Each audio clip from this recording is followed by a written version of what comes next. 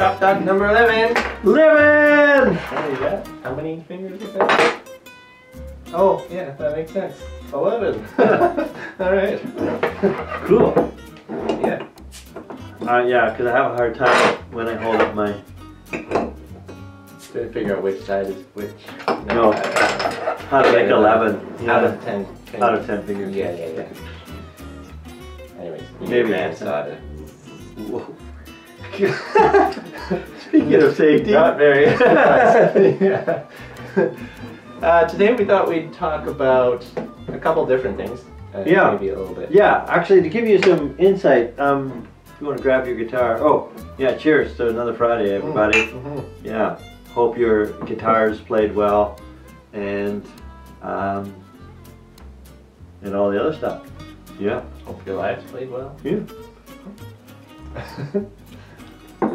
So if you grab that, what you've been working on.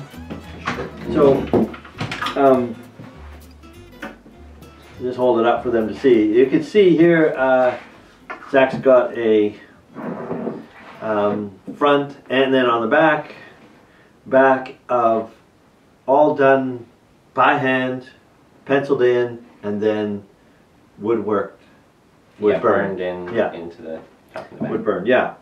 So what it got me thinking about the amount of time and energy that goes into, well, really each part of the guitar. And you know, the fact is that the beauty of that is not a result of some kind of magic that happens. In fact, how long have you been wood burning? I think this is day 5. No, I mean, how many years have you been wood burning? Oh, okay. No, that one. No. I've been making guitars for 9 years and wood burning for about 11, I think. Yeah. So like somebody who just started won't be creating something that nice. I don't believe that consistent all the way around. And I know that because you've watched it happen to so many different people who start something. And it's just not magical, right? It takes time. You have to, you have to work at learning how to do something and building it. So which is every part of the guitar making process. And the reason it becomes an issue is because sometimes I think we read or we hear things, or what are some things that we may hear that make it think that it's a magical process? You mean like when somebody says something like they use their ear and their tools and work together until they reach that the perfect tone, resonance. We talk about the perfect resonance, the perfect tone. This like if we get I mean the whole idea of the certain types of wood, which we've talked about before. You know, the magic of rosewood, in particular Brazilian rosewood. It's like anybody could take a piece of Brazilian rosewood, you know, even me, I don't know what I'm doing with it, slap it on, woo, it's gonna be beautiful. It's gonna sound better than any other mahogany guitar. And that's not true, is it? No. No. You know, the tree mahogany, is it necessarily gonna be that much better sounding than anything else? No. No. You know, and so there is no magic involved. And so we have to be careful when we're saying things and sometimes when we're reading things about the terminology that we use that kind of make it magic. So I'm curious what you think intuition, where that fits in there. Right. I believe there's like a fine line there, right? No, there's no fine line there at all. Okay. It's the same thing. Your intuition, like for example, Zach has a really good ear for even just, you know, for music when playing it. He has a really good ear for hearing pitch. This didn't happen magically. Yeah, it's over. You've developed it over time. Yeah. It's like, so intuition is based on experience. Is based on experience. Anybody who just walks into a shop and just can intuit a beautiful guitar I just don't think that's a reality. Yeah, if you're building your second guitar and you're using your intuition, that's not a good thing. I don't think. I don't think that you've developed it enough. Now, are some people more in tune with certain areas because of the way that they've worked with wood before, or because of the way, the ability they have to listen? You know, yes. Certain people have different strengths that they've built up and in different areas that they can bring into the guitar building. Yeah, absolutely. I'm not saying that you know, if you play lots of music, then you could hear what's going on in that instrument much faster than somebody who's never played a guitar before in their life. Yeah. But that doesn't mean that a non-guitar player cannot make a beautiful guitar. No. Right? We can learn these things in other ways. Yeah. And so that's a good point. So when somebody says that they are hearing that I want to believe them, but I want to know that it's from a result of learning and you know, practice. Yeah. I'm not going to believe somebody building their second guitar or first guitar is suddenly hearing things that, you know, yeah. Yeah. Actually, I think that can be kind of dangerous if a guitar is trying to use intuition. Right. On their first few, if a guitar maker builder, is trying to use intuition on their first few guitars, because your intuition, you could think that your intuition is leading you in the right direction, right? When in fact it could lead you to making a guitar that's gonna like explode. Yeah. After 5 years. May sound great for the first 5 years. Yeah. And then blow up. Yeah. Yeah. There's that issue. Or you might realize that what you thought was great was not. I mean, I think even just, I haven't even finished a single guitar yet, but my opinion of what I want to do and how I want to do it has changed immensely just in the process of learning how to build the half guitars that I have. You know, and watching you actually, that have the opportunity to see you come out with different guitars and see how they respond. Yeah. I think I can learn from that. Yeah, for sure. But I can't necessarily then I could turn around and do it just because I watched you. I then have to do it to show that I have actually internalized that. Yeah. Sure. Yeah, so what are some other things that people say or words that we can use that could be mystical? I don't know. You guys, if you think of any, throw it in there. Try not to, you know, be offensive. As far as like, we don't want to bring anybody down. We just want to be aware that there is no mystery to this. So that being said, who can make a guitar? Anybody. Anybody can make a great sounding guitar. Yeah. And yeah, and even who can make a good guitar? Anybody. Well, yeah, and just by teaching guitar making, it's very easy to see that, because in my first few times at Sergey's, like apprenticing and taking his course, there were some people building their first guitars, and they sounded, I want to say, better than some of the handmade guitars being made out there.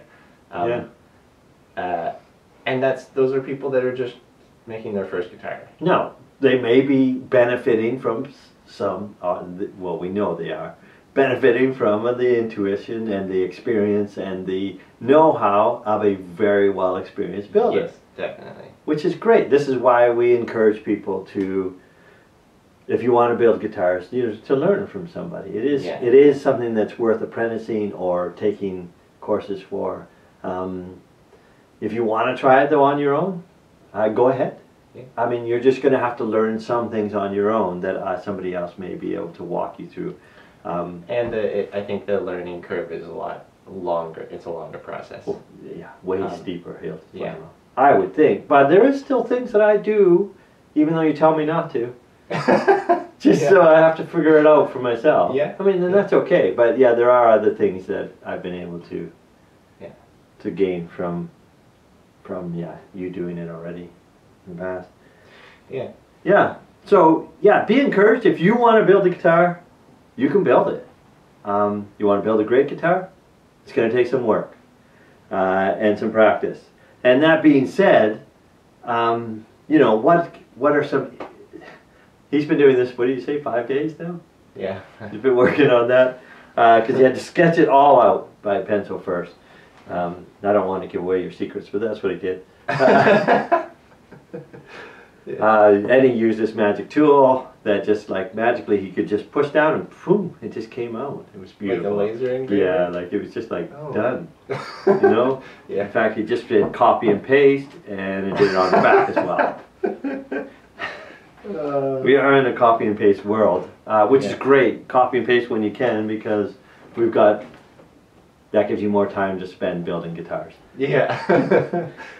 So 5 years, what are some of the pains and aches that come from, 5 days? Yeah. You know, what are some of the aches and pains that have come from that? Oh, wrist. Wrist. I have to take breaks, for sure. Mm-hmm. Because I'm constantly, you know, turning my wrist and holding to the pen fairly tightly. Yeah. So and you're resting your wrist on the guitar, yeah. usually. Yeah, so it's not even like he's holding it up. Yeah. But yeah, there's definitely, it's not great on the wrist. Yep. I've thought of a couple ways that I could make it a little bit more ergonomic. I haven't, you know, done those yet, but making the grip bigger would actually make it more ergonomic, a little bit easier on the wrists. Right. So before we get into some of the other problems that could arise from that, this is what it got me thinking was, if we know we're going to be doing something over and over again, and as he said, you know, you came up with ways of in his head of it's worth taking the time. Yeah. Like if I was going to be doing this wood burning for another week. Yeah. Or if this was my daily job. Yeah. You'd have to do something different. Or if you were doing this on every guitar still, you know, like you used to, you know, maybe you would take the time to make it more ergonomic. Because this is where these limbs and your head is where you're getting the guitar to come from. If you damage them, there can be damage that can be irreversible. Yeah. So and it could mean your career could come to an end. Yeah. You know. So what are some other areas then that you know guitar making? Well, even with that. Yeah. Well, the height of my chair. Yeah. For sure. I've played around with the height of my chair. I've found one that's a little bit shorter. It's not like I'm hunching over as much. So his back, which he already has issues with. Yeah. Your shoulder. You know, it's that same mouse issue movement. If you're holding it too long, you know, you can actually do damage to there, which is like the muscle itself can heal, but you know the nerve damage can be long lasting. And then what else? What are other areas of guitar building should we be conscious of? There are so many, but as far as like taking care of your body so that you can make guitars for a long time. There's like dust safety. That's a big one, because so many woodworkers have ended up having to practically quit woodworking because they become allergic. Sensitivities to dust. Or their lungs just can't take it anymore. Right. Another one, guitar makers are constantly hunched over their workbench. When I built this shop, I actually made all the workbenches higher than standard workbenches. Partly because I'm tall, and just because I think having a higher desk is better for your back, even if somebody's a little bit shorter, you know. Now, I mean that can be said for anything in the shop, right? Right. The height of anything is gonna, you know. One of the things that I feel like I might alter at some point is the trogies, because right now they're the big foam clamps that hold the guitars in place. Yeah. Right now they're standard. They're built fairly low. Yeah. And that's one of the worst things on my back is when I'm scraping the binding and when I'm sanding the sides. Yeah. Because I'm constantly hunched over. And actually, that wouldn't even be that hard. You could just build a frame underneath it. Yeah. Put it on a box. Yeah. Yeah. Or just have a box that you can pull out and put it on top of. Yeah. Yeah. But another thing like, I don't know if you guys have seen Dion's, one of his latest posts, with his vise. That thing looks amazing for your back. It's totally adjustable. Yeah. He carves his necks on them, I think, mainly. But it means you can adjust it in any height, any orientation, so that you're not leaning over, doing anything to your back. I mean, leaning over, that's a lot of leaning over. You think about cutting on the bandsaw, shaping your neck, sanding your sides, sanding your back, routing, even. Yeah.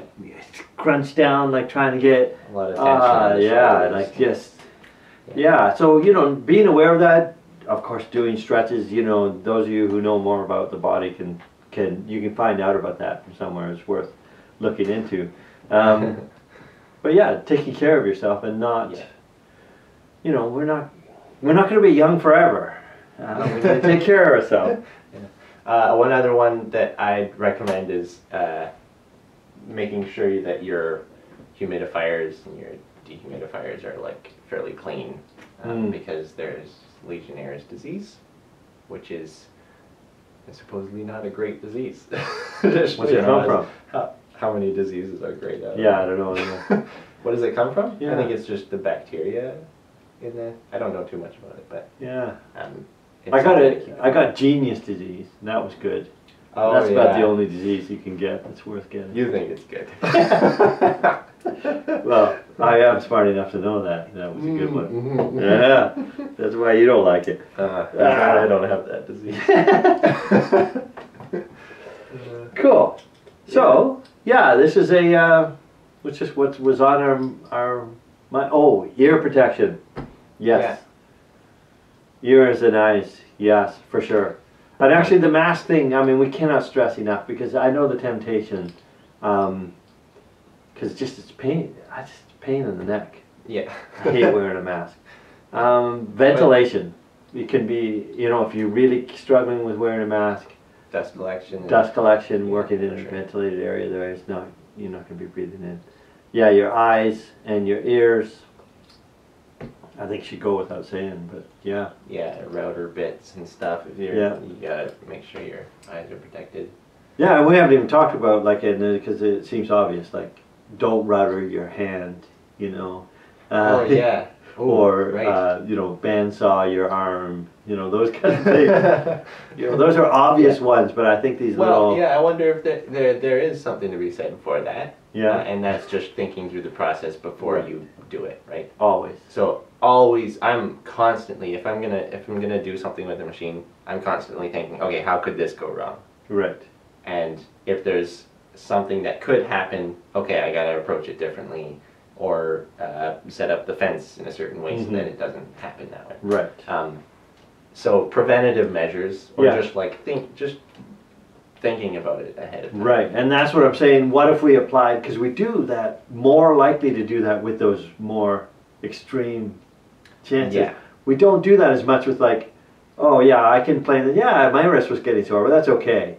How can we prevent that from happening maybe? Yes, we're going to get tired, but how do we prevent those strain issues or the breathing issues and that kind of stuff?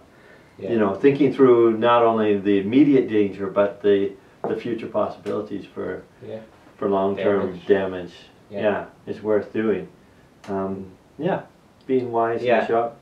I think also that long-term damage and retention, like when you're building, I think it's more common when you're like at the beginning stages where everything is just stressful, Sure. And it definitely is. The first few guitars, it's stressful. If you're routing a neck pocket, it's like you're just about to take this spinning bit into this thing that you spent hours and hours and hours.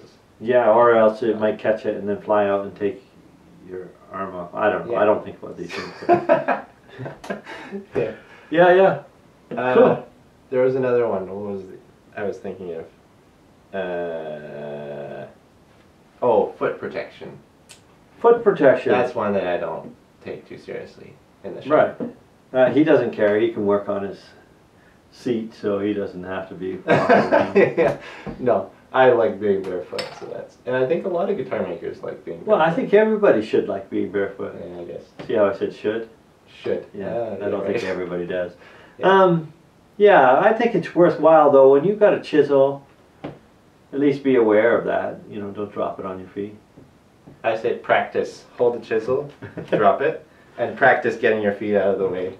Or at least try to get it between your toes instead of like... You know, that might be a video that goes viral. Oh yeah? Yeah. A couple fails on that. See how long you can hold it before you move. Right. Yeah, so feet, yeah. I think that's... yeah, so that's probably it. Just wanted to mention, and the big takeaway for me is that as a teacher, I find oftentimes people look at anything with a little bit of like mystery or magic to it, and everything is doable if you're willing to take the time and figure out, or find somebody who knows how to do it and work out the steps to get there. And guitar making is no different. Okay. Now, not everybody's going to make the most beautiful guitar. I am never going to do what Zach's doing on that guitar. Even if I took years of practice, I don't think I'd ever get there. Well, I would give up before I got there. And that's okay. I know, knowing your limitations is fine. Then figure out how you can do what you want to do given those limitations. Yeah. So, and be safe. Yeah. All right. Be Cheers. safe. Always use protection. Thanks for watching. I'll see you next week. See you next week.